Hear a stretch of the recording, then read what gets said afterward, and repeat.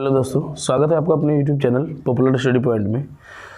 जैसा कि हम सभी जानते हैं कि अभी एग्ज़ाम 17 फरवरी से स्टार्ट होने वाले हैं मैट्रिक का, और चूँकि बहुत दिनों के बाद मैं ये वीडियो अपलोड कर रहा हूँ, इसका सबसे बड़ा कारण ये है कि अभी थोड़ा परीक्षा की तैयारी के लिए मैं ज़्यादा समय दे रहा था, लेकिन अब चूँकि 10th और इंटर वाले की फेयरवेल हो चुकी है, तो इसीलिए जितना समय अब शेष बच गया है, अब से मैं कंटिन्यू वीडियो अपलोड करूँगा।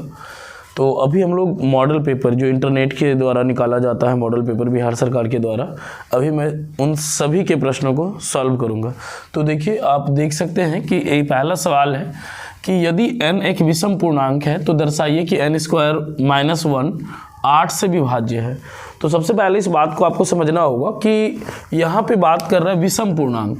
तो हम सभी जानते हैं कि विषम संख्या कौन कौन सी होती है, 1, 3, 5, 7, 9, ये सारी की सारी संख्या कौन सी संख्या होती है, विषम संख्या होती है। और यहाँ पे कहा गया है कि आपको यह साबित करना है कि n² - 1 को सॉल्व करने के बाद वो 8 से विभाज्य होना चाहिए, है ना। तो n that means natural number, मतलब प्राकृत संख्या। तो हम सभी जानते हैं कि गिनती की संख्या को प्राकृत संख्या कहते हैं। 1, 3, मतलब 1, 2, 3, 4, 5 होता है, बट यहाँ विषम संख्या के बारे में कह रहा है, तो इसीलिए हम लोग 1, 3, 5, 7, 9 डॉट डॉट डॉट ये लेंगे। तो अब पहले हम लोग चेक करेंगे कि कौन सा संख्या इस पे पुट करने के बाद वो 8 से विभाज्य हो गया। तो चलिए हम लोग देखते हैं। तो सबसे पहले एक भी मतलब देखिए n का वैल्यू बैठाना है ना, तो n का वैल्यू 1 यदि बैठाते हैं तो 1 का स्क्वायर - 1, 1 का स्क्वायर क्या होता है 1, और -1 क्या हो जाएगा ये 0। क्या 0 8 से कभी भाग लगेगा? कभी भाग नहीं लगेगा, तो ये इसका आंसर नहीं हो सकता है। फिर ये n² - 1, अब यहाँ कौन सा संख्या है 3 है, तो 3 ले लीजिए। 3 का क्या करेंगे स्क्वायर -1, 3 का स्क्वायर 9 -1 क्या हो गया 9 में से घट गया 8, 8 8 से विभाजित हो जाता है, मतलब अतः 3 n का वह मान है, n का वह विषम मान है ना, n का वह विषम मान है, विषम मान है जो 8 से विभाज्य है। ठीक है, तो इस तरह से हम लोग सॉल्व कर पाएंगे। चलिए अगला सवाल देखते हैं। चलिए अब मैं आप लोगों को दूसरा इसका सवाल बता रहा हूँ, लेकिन मैं आप लोगों से एक रिक्वेस्ट करना चाहता हूँ कि देखिए, ये सारे के सारे सवाल मैंने पहले भी बताया है। ये एक ऐसा सवाल है जो मैं बहुत बार बता चुका हूँ। तो आप देखेंगे परीक्षा से रिलेटेड जितने भी प्रश्न हैं 1, 2, 3, 4 टाइप 1 करके, इस तरह के बहुत सारे सवाल मैं पहले से इस तरह के बना चुका हूँ। तो मैं आप लोगों से यह रिक्वेस्ट करूँगा कि आप लोग उस वीडियो को अवश्य देख लें। और मैं फिर से एक बार बता दूँ कि जो सवाल मैं बता चुका हूँ, मैं वैसे सवालों को फिर से दोबारा रिपीट नहीं करूँगा। तो इसीलिए आप लोग यदि पहले वाले वीडियो को नहीं देखा है तो आप लोग प्लेलिस्ट में जाके जितने भी इंपॉर्टेंट सवाल हैं उन सभी को आप देख लीजिए। तो मैं आप लोग को फिर से एक बार बता दूं कि जितने भी सवाल आपके मॉडल पेपर में नए होंगे मैं उन सभी को बताऊंगा। जैसे फॉर एग्जांपल 1 नंबर का सवाल, वैसे सवाल मैंने नहीं बताए थे तो मैंने उस सवाल को सॉल्व कर दिया। तो वैसे सवालों को मैं नहीं बताऊंगा जो मैं पहले से ऑलरेडी बता चुका हूं, लेकिन फिर भी मैं इस सवाल को बता दे रहा हूं क्योंकि मैंने इसे लिख दिया है। तो देखिए, इस सवाल को क्या करना है, यूक्लिड विभाजन एल्गोरिथम का प्रयोग करके 960 से 432 को भाग देना है। तो देखिए करना क्या होता है, सबसे पहले आपको लिखना है जो सबसे बड़ा संख्या, जैसे 960 लिख दिया।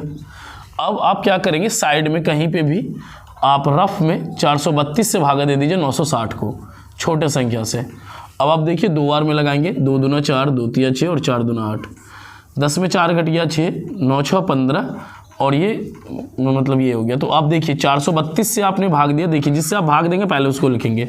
जैसे 432 कितने बार में भागा दिया, 2 बार में, तो 2 लिख देंगे और प्लस शेष को लिख देंगे। शेष कितना बच गया 96। अब फिर क्या करेंगे, इस 96 से 432 को भाग करेंगे कितने बार में, तो 4 बार में। 6 चौके 24 के 4 हासिल 2, 9 चौके 36 और 2, 6 चौके 24 के 4 हासिल 2, 9 चौके 36 और 2 38, कितना हो जाएगा 8 4 12, 8 4 12 और ये खत्म हो जाएगा 48 हो गया ना। तो आप देखिए किसको आपने भागा दिया 432 को, तो अब आप यहाँ पे लिखेंगे 432। देखिए जिस भी संख्या को आप भाग करते हैं ना, आपको यहाँ पे लिखना होता है किससे भाग किया आपने 96 से, तो 96 मल्टीप्लाई कितने बार में 4 बार में। अब आपका शेष कितना बच गया 48, तो आप यहाँ लिख दीजिए। अब आप 48 से किसको भाग देंगे 96 को भाग देंगे, तो आपको 96 यहाँ लिखना होगा। ये सिलसिला तब तक आपको करता रहना जब तक वो अंत तक नहीं कट जाता, ठीक है। तो अब देखिए 48 से 2 बार में कट जाता है क्या 96। तो अब देखिए आपको यहाँ पे लिखना है 48 गुना 2 और प्लस 0, जब तक ये शेष 0 नहीं आ जाए। अब ये जितने बार में ये भाग लगा है जितने से ये इसका HCF होता है, यही कहलाता है यूक्लिड विभाजन एल्गोरिथम। तो इस तरह से आप इसको देख पाएंगे। अब अगला सवाल देखते हैं। तीसरे नंबर सवाल को देखिए। तीसरा नंबर सवाल है, वह सबसे बड़ी संख्या ज्ञात करें जो 438 और 606 को विभाजित करती है और प्रत्येक दशा में 6 शेषफल देती है। क्या देती है? शेषफल देती है। तो पहले याद रखना कि जब कभी भी ऐसा कोई भी सवाल हो जो शेषफल वाला हो, तो पहले हम लोग इस शेषफल की ओर ध्यान नहीं देते हैं, पहले जो काम है पहले उसको करते हैं। तो पहले इसको और इसको, इन दोनों का पहले हम लोग HCF निकालेंगे। क्या निकालेंगे? HCF। तो देखिए 438 से निकालेंगे किसका HCF? 606 का। जैसे हम लोग निकालते हैं, आप HCF कैसे भी निकाल सकते हो, वो आप पे डिपेंड करता है। तो एक बार में 438, 8 8 16, 9 में से 3 6, 5 में से 4 1, ठीक है। फिर 438, 16 दूना 32, 8 दूनी 16 के 6 हासिल 1, 6 दूना 12 1 13 के 3 हासिल 1, 2 एकम 2 और 1 3, 8 में से 6 घट गया, ये हो जाएगा 168। एक बार में 102, 8 में से 2 घट जाएगा 6, ये 6, 102। एक बार में 66, 6 6 12, 36, 66। एक बार में 36, 6 3, कहीं ना कहीं 6 में से 6 घट जाएगा तो 0 होगा ना। फिर 30 से 36, कितने बार में? एक बार में। कुल मिला के शेष बच जाएगा 6, ठीक है। फिर और थोड़ा समय नीचे दिखेगा नहीं, इसीलिए थोड़ा ऊपर कर दे रहा हूँ। फिर 6 से भाग करना है किसको? 30 को। 6 पंचे 30, मतलब आप HCF निकालो सबसे पहले। तो HCF जैसे ही निकला तो क्या आ गया? 6 आ गया। तो देखिए जो भी संख्या आपका HCF निकल जाएगा ना फाइनल, उसमें क्या करेंगे? इस शेषफल को हमेशा जोड़ देंगे। क्या कर देंगे? जोड़ देंगे। तो लिखेंगे अभिष्ट संख्या बराबर, अभिष्ट संख्या बराबर, सबसे पहले ये जरूरी नहीं कि यहाँ 6 ही आएगा, ये इत्तिफाक है 6 आ गया, 7 8 9 जो भी आएगा उसको आप पहले लिख दीजिए, और जितना संख्या शेषफल आना चाहिए आप उसको इसमें जोड़ दीजिए। ऐसा नहीं सोचना है कि 2 बार 6 जोड़ दिया, ऐसा नहीं। जो भी HCF आएगा पहले उसको लिखेंगे और शेषफल को जोड़ देंगे। 6 और 6 कितना? 12। ये हमारा आंसर हो गया, ठीक है। अगला सवाल देखिए। K का वह मान ज्ञात करना है जिसके लिए y-1 बहुपद इतना का एक गुणनखंड है ना। देखिए तो इसको करना कुछ भी नहीं, एकदम सिंपली है, टेंशन लेने की कोई बात नहीं। यहाँ पे देखिए जब कभी भी यहाँ y-a, x-1 इस तरह का कोई भी वैल्यू दिया हुआ रहेगा ना, तो वो हमेशा याद रखना। इस तरह के सवालों को आप लोगों को मैं एक बार फिर से बता दे रहा हूँ कि देखिए मॉडल पेपर और आपकी किताब के क्वेश्चन में पूरा का पूरा ज़मीन आसमान का अंतर होगा। तो आप लोग सोचते होंगे कि एग्ज़ाम में कैसा पूछेगा, नहीं पूछे। देखिए आप यदि अपना थोड़ा सा अपना दिमाग अप्लाई करते हैं, आपको कभी भी एग्जामिनेशन हॉल में टेंशन नहीं लेना है। यदि आप टेंशन लेंगे तो क्या होगा, और जितने भी सवाल आपको याद होंगे और जो भी आप सवाल बनाने का होगा आप उसे भूल जाएंगे। करना कुछ भी नहीं, एकदम बिल्कुल नॉर्मली। मैं जानता हूँ कि टेंशन होना लाजमी है, वो होना ही होना है, बट फिर भी आप अपने अंदर पॉजिटिव थॉट लाओ और केवल अच्छे से थोड़ा सा कोशिश करो कि ये कैसे बनने का है, कैसे बन सकता है, तो आप इसे बना पाओगे। तो देखिए जिसके लिए y-1 कॉमा दे दिया, मतलब y-1 दिया गया है, तो आप लोग क्या कर सकते हैं, y-1 बराबर आप 0 ले सकते हैं। तो y का वैल्यू ये माइनस इधर आके क्या हो जाएगा? प्लस हो जाएगा। अब देखिए यहाँ से y का वैल्यू क्या आ गया? आपका 1 आ गया। आपको करना कुछ भी नहीं, केवल इस पर बैठा देना है अकॉर्डिंग टू क्वेश्चन। आपको बहुपद क्या दिया हुआ है? बहुपद देखिए इससे निकल जाएगा। बहुपद है 2y³ plus 9y² plus y plus k बराबर कुछ नहीं तो 0। ये 2 लिख दीजिए। y का वैल्यू यहाँ पे क्या है? 1 है, तो 1 का क्यूब कर दीजिए प्लस 9, फिर y का वैल्यू 1 है, इसका स्क्वायर कर दीजिए, फिर y का वैल्यू 1 है प्लस k बराबर क्या? 0। 1 का क्यूब, 1 का क्यूब कीजिए 100 कीजिए, उसका वैल्यू 1 होता है, प्लस 9, 1 का स्क्वायर फिर 1 प्लस 1 प्लस k, 2 गुना 1 2, 9 गुना 1 9 प्लस 1 और प्लस k बराबर 0। 9 2 11 और 1 12 प्लस k बराबर 0। तो k का वैल्यू क्या हो जाएगा? ये प्लस इधर आके -12, ये इसका आंसर हो गया। इस तरह से बना लेंगे। तो देखिए सबसे पहले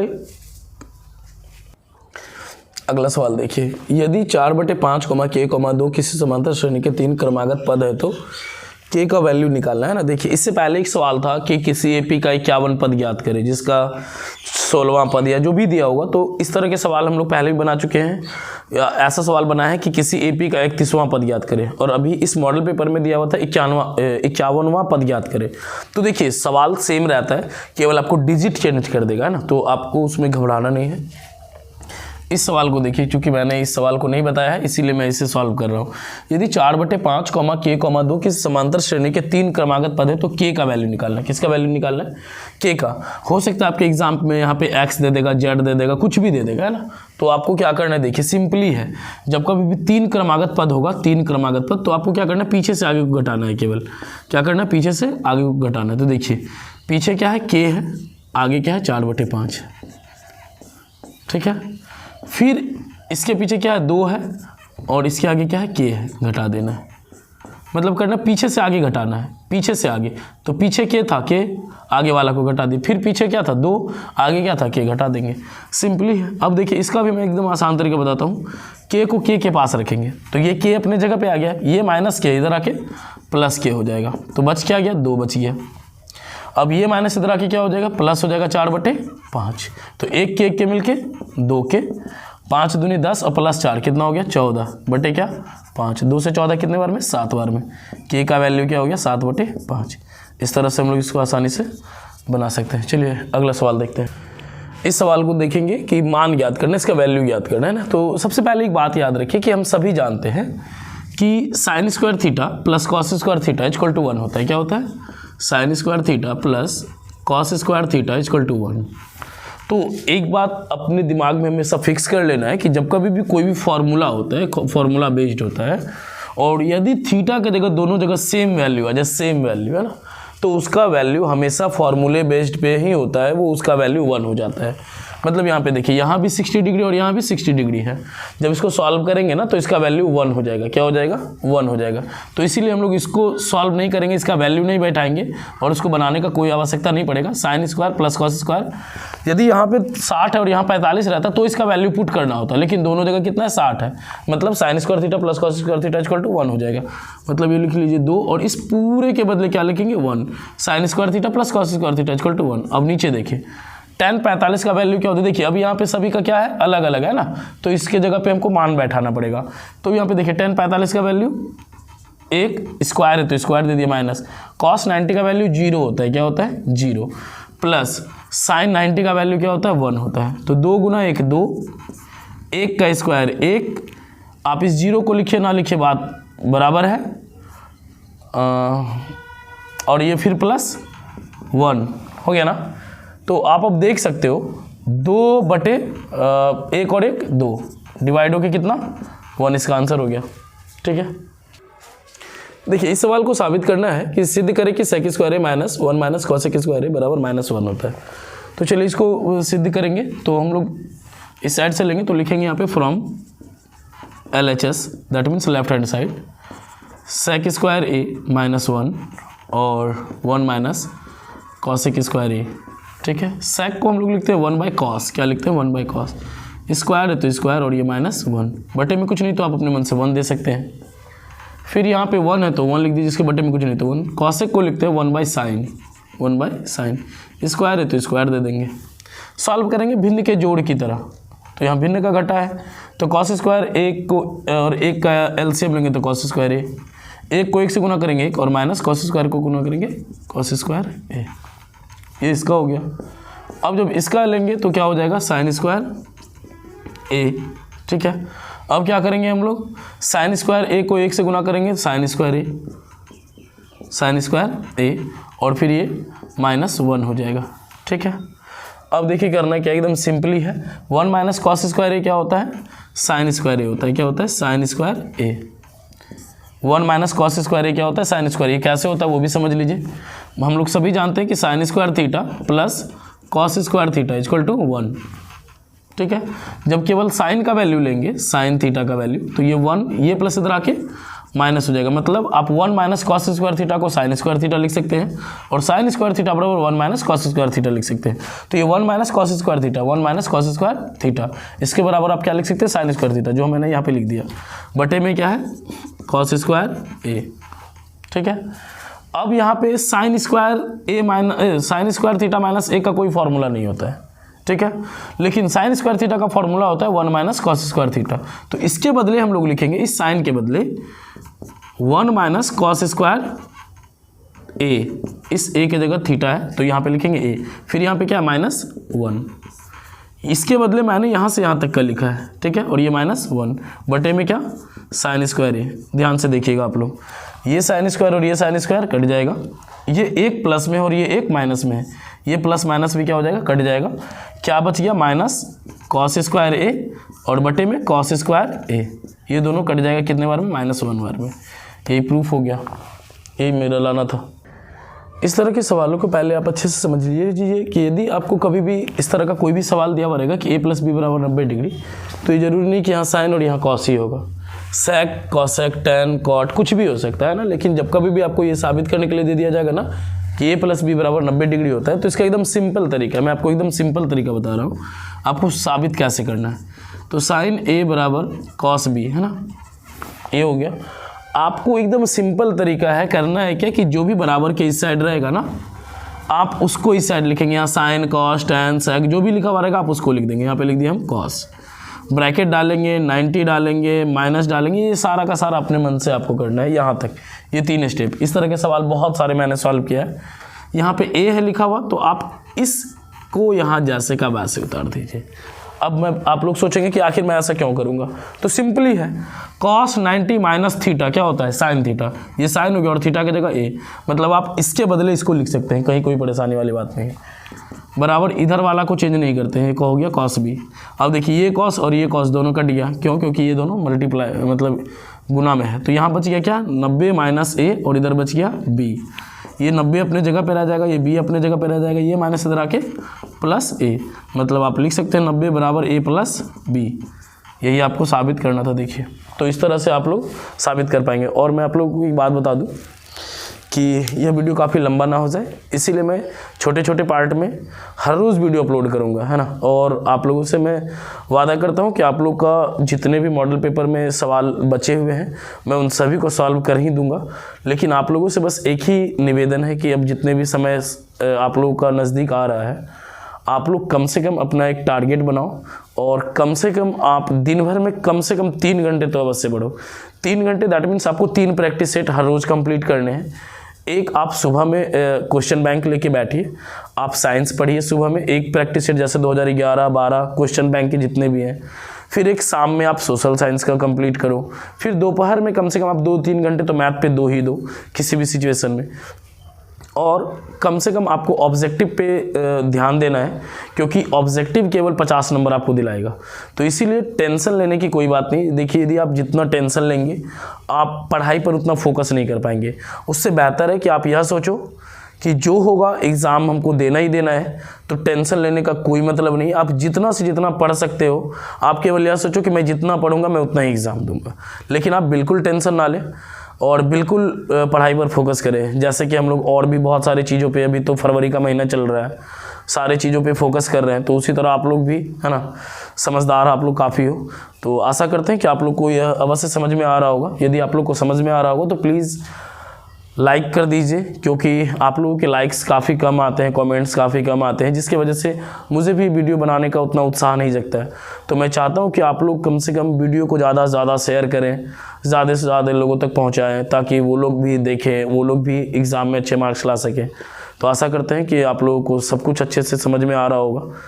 और यदि आप मेरे चैनल पे नए हैं तो फिर से मैं आपसे रिक्वेस्ट करूंगा कि आप इस चैनल को सब्सक्राइब कर लें, क्योंकि आपको मैथमेटिक्स से रिलेटेड सारी जानकारी इस पर मिल जाएंगे। धन्यवाद।